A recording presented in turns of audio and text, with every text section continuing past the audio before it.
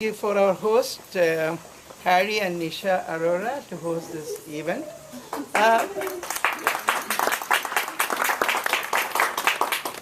Before we start the event, I want all of you to take a moment of silence and prayers for the tragedy which has happened in Aurora, Colorado.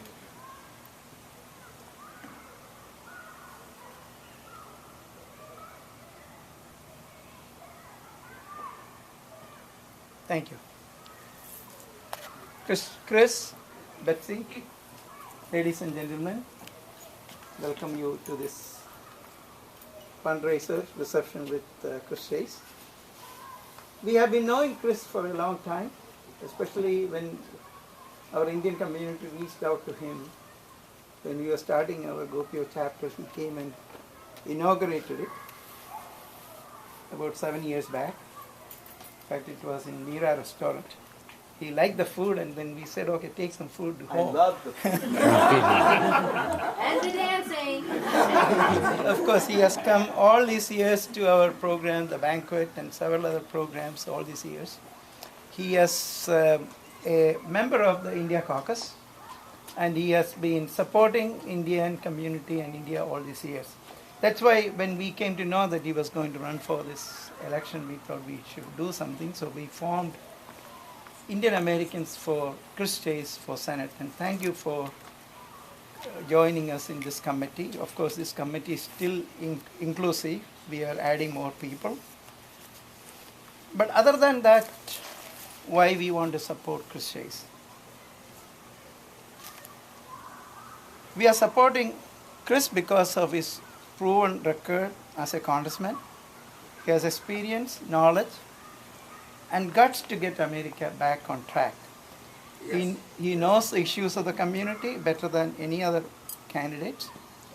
And personally, I want to tell you that why I committed myself to this program or to support Chris Shays. Democracy flourishes when the elected officials are truly representing and taking care of the interest of the constituents. And we feel Chris would be a better choice than anyone else running in this election. So definitely there is no other choice for us than supporting Chris. So we are happy that Chris has joined us for this event. And I want to recognize our co-host, Harry Arora, Nisha, and then Dr. Anil Devan. Where is Anil? Yeah. Dr. Shekhar Palekar. Raise your hand. Biru Sharma. In fact, it was Biru who initiated this about 2 months back.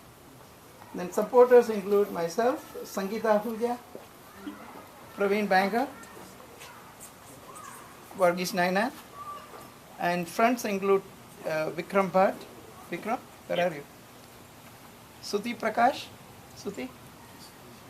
Amarjit Singh. He is not here, but he will definitely send a donation. Sal Masani, where is he? And Vipul Malik. Malik is here? Okay, he will join us soon. But at this point, and this committee is still open, so we would like you to join us either as co-hosts, supporters, or friends.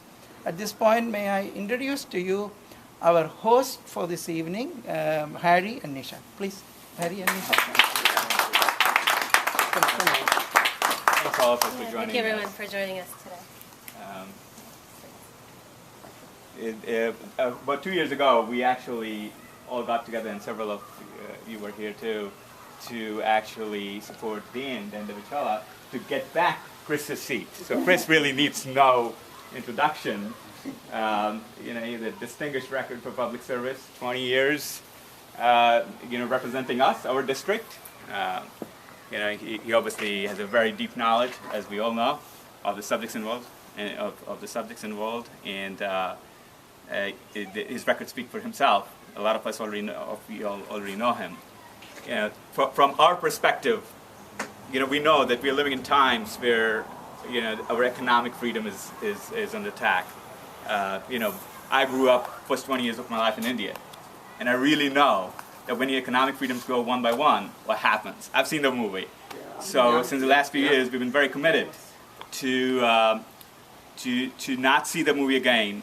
You know, the economic freedom is going in so many ways. You know, it's under attack because the government wants to really tax us so many different ways, many ways, more ways. You know, if you add everything up, it's 50%, and then they say, well, the debate is, this is not enough. Well, 50 is not enough. I don't think 52 is going to really cut it.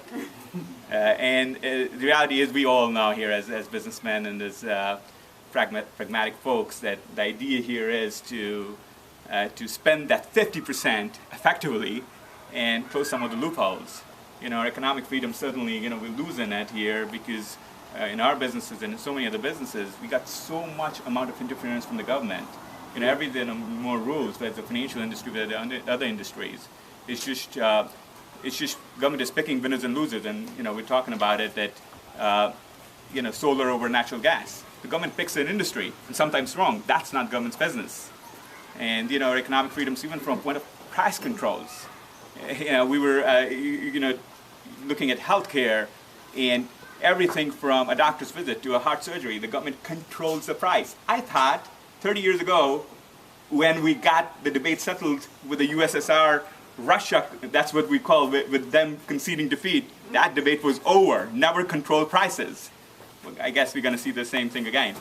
But you know, we really think Chris is the right choice, because after Obama, we know that neither does rhetoric nor experience running wrestling companies really replace 20 years of real experience. And we also know that the knowledge of issues is important. It's just not knowing things superficially doesn't count it. It just doesn't cut it. So with that, you know, I'd like to invite Chris to, please. I'm going to have Betsy say something first. Okay, let's see. I guess on I in. can just Come, say come. keep- No, come on, come in. Come out this way, okay. So that you can face everybody. I met this man in 8th grade in geriatrics. Thinking for a winner then, huh? Yes. And I fell in love with him senior year in high school. And we decided we had a relationship that was worth preserving. So we went off to colleges 1,000 miles apart. We wrote letters every day for 4 years. We got married as soon as we graduated, and we went off to the Peace Corps. And we served in the Fiji Islands in the second group of Americans to go into that country. It was there for the first time that we were introduced to the grace and the graciousness and the kindness and the serenity and the thoughtfulness of the people with Indian descent, because half of the population of Fiji is East Indian. So we made friends there, we taught wonderful children there, and that laid the groundwork for an ongoing love affair with your community. I have to tell you that to come into this beautiful home and to be received with such love and kindness when you are about 3 weeks and 2 days away from a very big primary election is like taking us and putting so much wind under our wings. So we thank you for coming and caring and believing and acknowledging that this is a man who has devoted his life to public service at its best. And he can do the job on day one. So thank you for helping us. I'm going to hand it over to Chris. It is just a privilege and an honor to be with you, and we thank you. So I learned something about Nisha already. She's cheeky. She said, I graduated from Rutgers. And then she said Yale, right? Then you graduated from Yale. That's right. You don't understand the term cheeky. No, I do. I went to Yale, I get it. Yeah, it's a high compliment. Yeah. And thank you very much for doing this. And Harry, thank you, and all of the others who have been part of this team. When I was growing up, I was the last of 4 boys. 3 of my brothers were older than I and off to college by the time I was in 6th grade. And My dad used to commute from Darien into New York, and he would read 3 papers, 2 in the morning and 1 in the afternoon. And my brothers thought I was spoiled because I lived better than they lived when they were my age. And that's the first time I was introduced to a concept I think you all know well. Welcome to America. This is a country where every generation is going to be better financially off than the previous generation. Maybe not happier, but you're going to have economic opportunities that the previous generation didn't have. I was told that was like my birthright. I grew up believing that it was just going to happen as long as I played by the rules and showed the energy and tried to improve my own life. We're not hearing that anymore. In fact, we are seeing for the last 12 years economic growth of about 1.6%. And I was asking how India's doing, and they're going from 8 to 6%, and that's not great for India. But 4% growth means that after every 18 years, your economy doubles. Your wealth of your nation doubles. That's how we were able to deliver on the promise of America. And so what I found myself doing is thinking, what can I do that will help us grow? Not on what can I do to redistribute income, what can I do to take from one and give to someone else, what can I do to grow the economy? And it's very clear that 15 million people unemployed, I made a mistake, I usually hit a watch so I don't speak too long. 15 million people unemployed is not normal. 1.6% annual growth is not normal. Declining incomes in this country is not normal. $4 gasoline is not normal. $1 trillion deficits are not normal. They're not normal, but we have some who begin to think it is. What is normal for almost 200 years was 4% growth. And we need to get back to that. Ronald Reagan said that the challenges we face are difficult and the solutions are simple. And he said it more eloquently than that, but that's the point. And the point is, we just need to do it. We just need to do it. And Harry and I were just talking about some of the obvious things that are happening. But first, a country has to get its financial house in order. Having $1 trillion deficits, spending so much. We do have a spending problem. Don't believe it's a revenue problem. It is a spending problem. And I believe we need to reduce the size of the federal government by about 20%. 3 people leave, you hire 1. If one agency or department is too large, you ask them to go to another department agency. And if they don't want to, the employee needs to know that their services aren't needed. Now they need to go somewhere else or go into the private sector. And frankly, that would not be a bad thing for them. That's a tremendous opportunity. The second thing we have to do is take advantage of what Harry and I were talking about. We have more natural gas than Saudi Arabia has in oil in terms of its impact. We are incredibly wealthy as a nation with resources. This natural gas goes from Denver to the Dakotas all the way to New York State. You're going to see fabulously wealthy landowners. You're going to see incredible growth in manufacturing in this country because the energy from natural gas will be cheaper. I was told something I didn't know, and I have been in Congress a number of years. What has kept us competitive with the rest of the world is that our energy price is the average because of coal. And we may not love coal, but coal has kept us in the ballgame. Oil is so much cleaner than coal, but natural gas is 10 times cleaner than oil. We are going to see a rebirth. We have a strong chemical industry, but it will dominate the world because of all the natural gas that we have. So there's huge opportunities there. Great wealth in public land, natural gas even off our coast. If you're concerned about pollution, when natural gas is a leak, it evaporates. You don't need a refinery. It's just a tank waiting to be utilized by our country. There are about 500,000 homes and offices and manufacturing plants in New England that use natural gas off the coast of Canada, not off our coast. The third thing I'm going to tell you is that we are going to simplify our tax code. It is going to happen. I hope we do it the right way. I believe we can do 25, 15, and 10. we eliminate all the write-offs except 3. I'm sorry, Harry, but you're only going to get $500,000 off on your mortgage, but you're going to pay less taxes in the end. You're going to be able to still deduct local and state taxes, and that's it. But what you will get is the tax rate for people in the 10% rate now stops at 17, and then they go to 15. Simpson Bowles put it up to 70,000. From 70,000 to 210,000, under that simplification, you'll only be paying 15%. Anything on, and this is for married couples, anything over 210, you'll be paying the 25% rate, unless it's dividends and capital gains, which stays at 15. Now, why do you keep dividends and capital gains at 15? Because we want to grow the economy.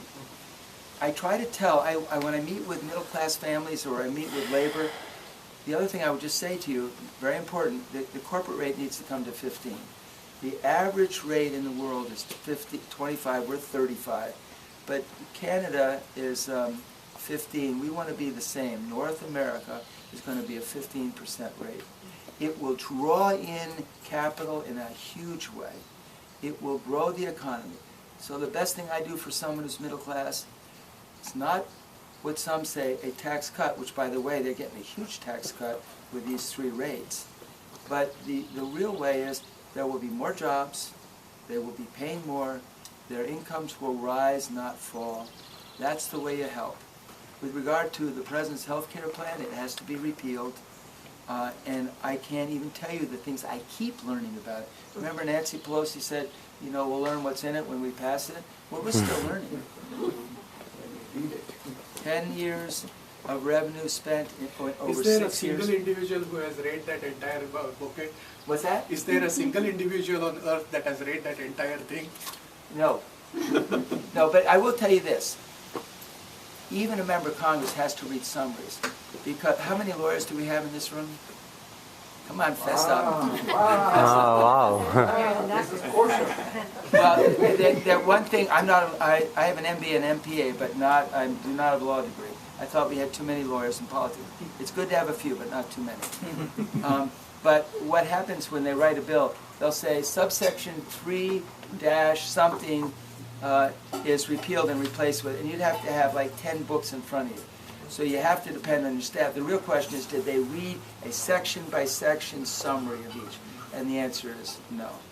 And part of it is they've given so much power to the agencies to write the regulations that you really don't even know how are they going to write the regulations. But my point of just bringing up the healthcare bill, it is discouraging research. It's discouraging people investing so that there will be cures. When I was growing up, polio was the big fear. Polio was the big fear. They said in the 50s that now it would cost $1 trillion, close to $1 trillion, to care for people with polio. We're spending nothing because there was a cure.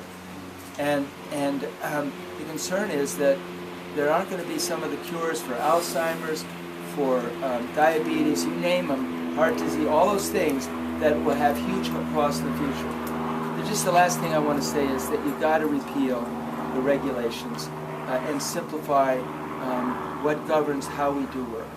Because it's not, we are being illogical about our rules, our regulations. When we do all of that, I believe that 4% would be the minimum growth that you would see in this country. And if you want Medicare and Social Security to be there for future generations, it has to be growth. You can look at how we fund it, you can look at who gets it, you can look at how we invest it, you can look at all those things, but in the end, without growth, we're not going to be the America we all know. And, you know, some of you have grown up here, some of you have moved here, and, you know, we were talking about, well, just what you said in the opening introduction. I thought, heck, you could run for the Senate. but we all, and you understand it, frankly, you all understand it better than most Americans. You are such entrepreneurs. You're so thoughtful about why you like this country, and we're going to get it back on track. We really are. Let me just say something about, if I could, about my campaign. When Betsy and I got in this race, we got in it because we could not believe what we were seeing. I've been out of politics for now almost 4 years. And I haven't seen courage. I haven't seen thoughtful dialogue. I haven't seen honest dialogue. I believe you tell the American people the truth, they'll have you do the right thing. You tell them the truth, they're going to say, well, then do it. And so we got in this race. We decided to do it as a team. We both, my work as the chairman of the Commission on Wartime Contracting had ended. Betsy left her work as a change agent in the Alexandria school system. And we've been doing this full-time now for 9 months. And we have a primary on August 14th. If I win the primary, I believe my race will be viewed like Scott Brown's race was viewed a few years ago. That's what I think. I think if I win this race, that I'll be on Morning Joe by the Thursday after the Tuesday. The challenge is that she has spent over $60 million, and we spent 1.2. And the challenge is that we know who the primary voters are. There are 150,000 who vote in primaries. And maybe only 100,000 are going to vote this time. So we need to get 50 to 60,000 votes. And we are contacting them. We are doing teletown hall meetings. We are trying, we're not, doing a shotgun approach. It's just finding those voters and trying to communicate with them. We're calling them up. We make about 2,000 calls a day. The challenge is we have not had enough money to be on air. And we thought, well, we'll win it without it. But Betsy and I have decided to basically risk $100,000 of just doing some TV advertising because we think it can make a huge difference. So we're asking folks to really help us in that effort. It's a real, I don't want to say a gamble. What it is it's, someone told me a story.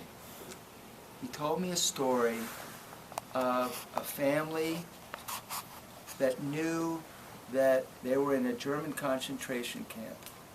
And the father knew that he was, and his family were going to be killed. So he tried to figure out how he could get his family out.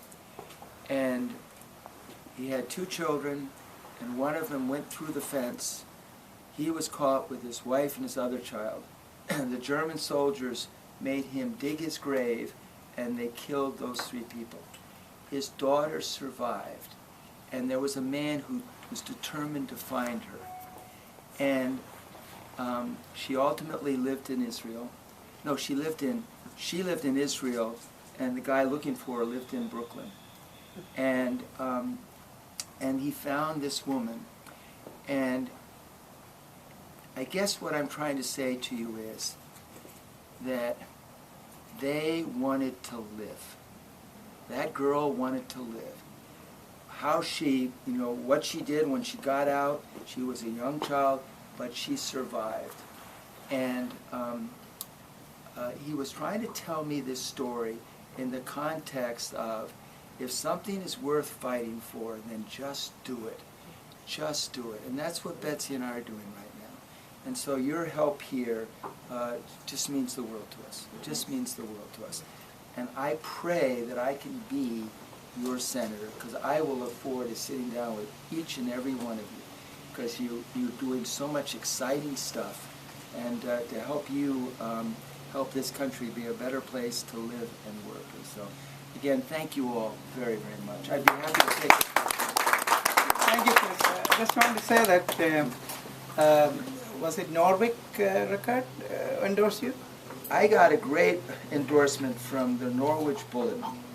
And sometimes we get an endorsement, like the Stanford Advocate sometimes write an endorsement and say, we endorse Christoper Shays. He's done a nice job, but we just wish he was better here, here, and here. And we're disappointed that he did this. By the time you read the editorial, you think, well, I don't know if I want to vote for that guy. This editorial, I could not have written so well. It was awesome. So what I want to say, that's a great news. I know we are campaigning against our competitor who is spending a hell of a lot of money. But I think your campaign, not only I'm sure, I know that it is yours as a grassroots campaign. Now, we would like you to say something, what we can do till August 14th to do an effective campaign. And we are all here to support you. elections are literally won by what friends say to friends. When someone comes to me and says, we were playing bridge last night, and I don't hear bridge that often, but we were at some party and we were talking about you, I'm like, some of you aren't old enough to remember, but he was E.F. Hutton. And when E.F. Hutton speaks, yeah, you would remember. High five for you. We've dated ourselves. And then they would have everybody stop and freeze to listen to what E.F. Hutton was saying. Well, I listen to what they tell me almost that way. And I'm hearing things like, we were talking about it and we concluded that experience trumps money any day. Yes. Or this isn't...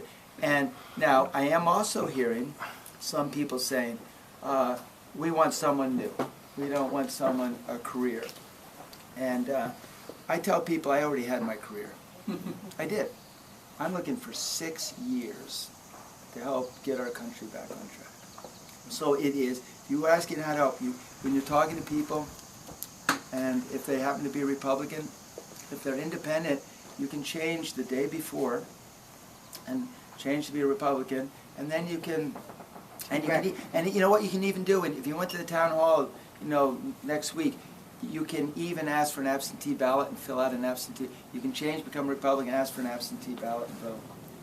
You can do that, and that would make a world of difference. I will win by what friends say to friends. That's the answer. We are doing that. I have a question, a policy question, and we support you for the election. That's a little dangerous. We talk about deficit. Nobody talks about state deficit, pension plan deficit. We have a bigger problem.